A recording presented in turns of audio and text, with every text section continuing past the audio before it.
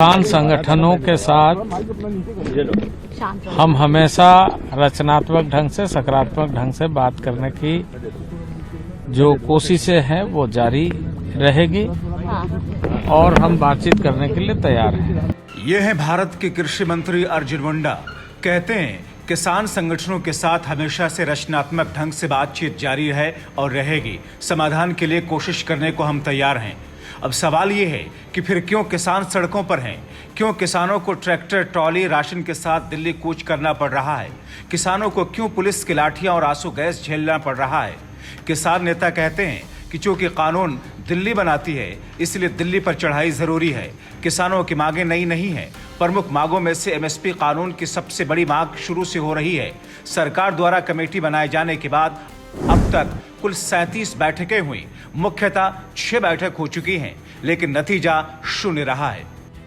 चूंकि बीते दिनों मोदी सरकार ने किसानों के मसीहा और कृषि वैज्ञानिक एमएस स्वामीनाथन के लिए भारत रत्न की घोषणा की, जिसके बाद से ये मांग और जोर पकड़ने लगी कि जब कृषि के लिए उनके योगदान के प्रति उनको भारत रत्न दिया जा रहा है तो उनकी सिफारिशें क्यों नहीं लागू की जा रही। किसानों ने इसके लिए फिर से आंदोलन शुरू करने से पहले 6 फरवरी 2024 को सरकार को अपनी मांगें भेजी। 8 फरवरी 2024 को कृषि मंत्री अर्जुन मुंडा, पीयूष गोयल, नित्यानंद राय ने चंडीगढ़ में 10 सदस्यीय किसानों के प्रतिनिधि मंडल से बात की। 12 फरवरी 2024 को सरकारी प्रतिनिधियों और किसान नेताओं के बीच चंडीगढ़ में दोबारा बैठक हुई। बात न बनती देख किसानों ने अपने आंदोलन के शुरू करने का फैसला कर लिया और फिर भारत सरकार, केंद्र सरकार की दिल्ली पुलिस और हरियाणा पुलिस ने किसानों को दिल्ली पहुंचने से रोकने के लिए नई मिसाल कायम कर दी। अभी टकराव कब तक दिखेगा कुछ कहा नहीं जा सकता, क्योंकि इससे पहले का आंदोलन हमने देखा है।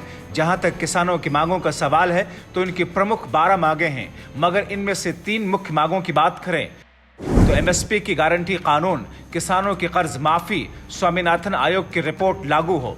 किसान कहते हैं कि इन मांगों के लिए अब तक 37 मीटिंगें हो चुकी हैं, मगर इनके हल के लिए किसान इंतजार कर रहे हैं। तो फिर इनका हल कब तक निकलेगा, इंतजार कीजिए। Bureau report, TV7 Bharat.